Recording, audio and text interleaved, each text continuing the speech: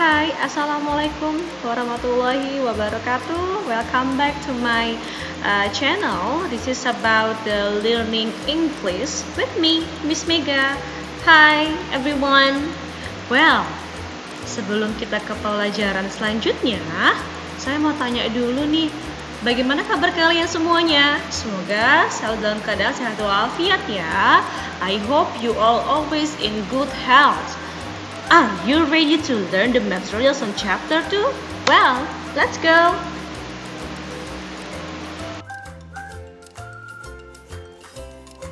Di chapter 2 ini kita akan belajar apa saja ya nak? Di chapter 2 ini kita akan belajar how to state purpose and how to state intention. Jadi bagaimana kita menyatakan maksud atau tujuan kita melakukan sesuatu. To do something using the word so that and in order to, menggunakan so that dan in order to. Yang kedua, give suggestions to others atau memberikan saran kepada orang lain. Jadi setelah kita mengungkapkan maksud atau tujuan kita melakukan sesuatu, we have to suggest someone else. And then the third one, say agree and disagree atau mengatakan setuju dan tidak setuju. Okay, let's start. Well, yang pertama kita ada state purpose or intention using the word so that and in order to. Jadi menyatakan maksud atau tujuan menggunakan kata so that dan in order to. Well, kalian tahu tidak sih so that dan in order to atau to dalam konteks ekspresi ini dalam konteks stating purpose and intention fungsinya atau artinya apa sih? Nah, mereka kedua-duanya itu artinya adalah supaya atau agar. Jadi, lalu bedanya apa? Nah, untuk so that diikuti oleh subjek atau S dan verb one. Contohnya, I drink milk so that I become healthy. Jadi, saya minum susu supaya saya menjadi sehat. Nah, lalu yang in order to itu apa? Dan bagaimana cara penggunaannya? In order to diikuti oleh verb one atau kata kerja bentuk pertama. Contohnya, I drink milk in order to become healthy. Miss, kalimatnya sama. Yes, you're absolutely right. Kalimatnya sama, coba kalian perhatikan. Yang kalimatnya sama, tapi struktur kalimatnya berbeda loh. Kalau yang tadi so that harus dilengkapi dulu dengan subjeknya di awal, baru ada verb. Tapi kalau in order to, langsung ke verbnya. Ya, jadi mungkin kalau secara communicate effectiveness, in order to lebih efektif. Well, masih ada yang belum paham tidak sih apa sih Miss verb 1 itu? Verb 1 itu kata kerja bentuk pertama. I hope you are in the 9th grade now. Kalian sudah di kelas 9 ini. Penggunaan atau perubahan kata kerja bentuk persatu, kedua, dan ketiga itu sudah kalian dapatkan di jenjang pendidikan sebelumnya atau misalnya di grade sebelumnya. Well, subjek adalah pelaku utama dalam sebuah kalimat. Apa contohnya? I. Lalu ada you, ada we, they, Mr. Adam, and so on. Dan lain-lain.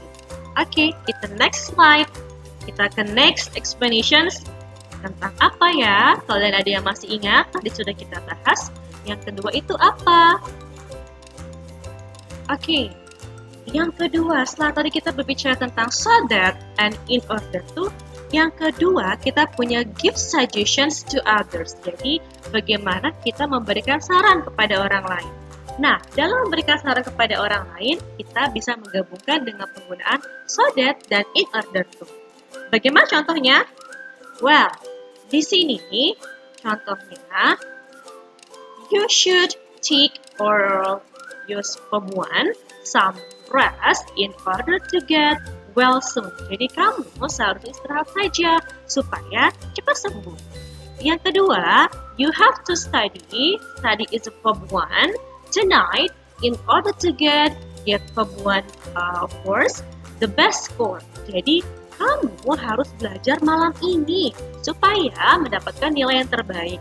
Jadi dua contohnya tadi adalah penggunaan atau penggabungan penggunaan so that dan in order to ke dalam sebuah ekspresi giving suggestion. Nah, yang contoh pertama ada should, contoh kedua ada have to. Beda tidak sih, Miss? Oke, let's check it out.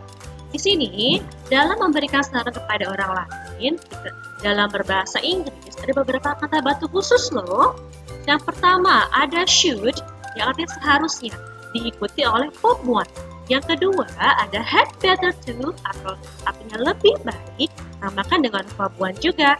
Dan yang ketiga, ada have to atau must, yang artinya harus, diikuti oleh Form 1 juga.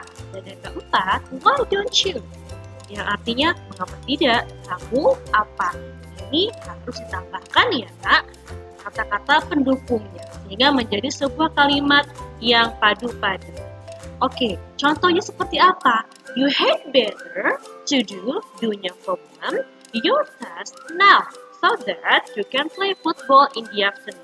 Jadi kamu sebaiknya mengerjakan tugas kamu deh sekarang, supaya kamu bisa bermain sepak bola sore ini. Nah, tadi so that sudah, in order to sudah, suggestions juga sudah. Kita next to the third explanations. This is about this is about what? Well, this is about agreement and disagreement. Agreement come from the word base agree. Maksud dari kata agree yang artinya setuju. Agreement, so it means persetujuan. Disagreements come from the word base disagree yang tidak setuju. Or disagreement tidak setuju, persetujuan. Oke, ketika pernyataan maksud atau tujuan yang digabungkan dengan ekspresi memberikan saran kepada orang lain, ekspresi agreement dan disagreement lah sebagai responsnya.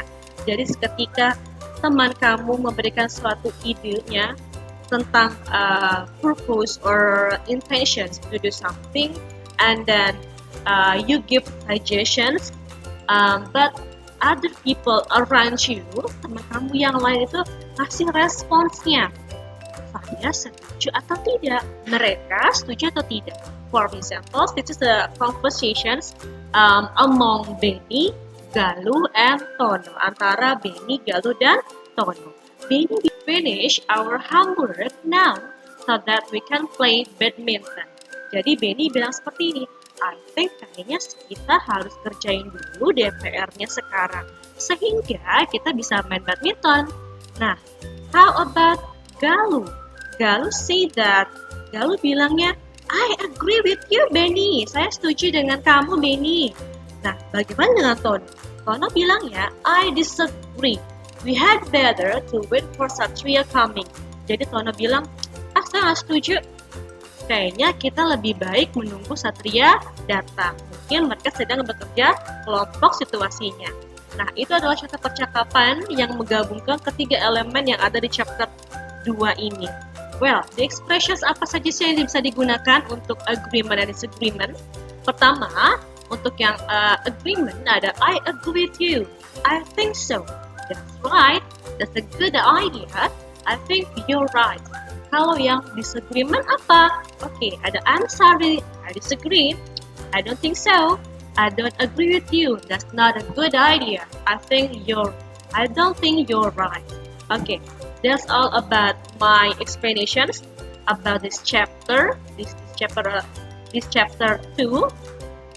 I hope you are more understand about this material in chapter 2. So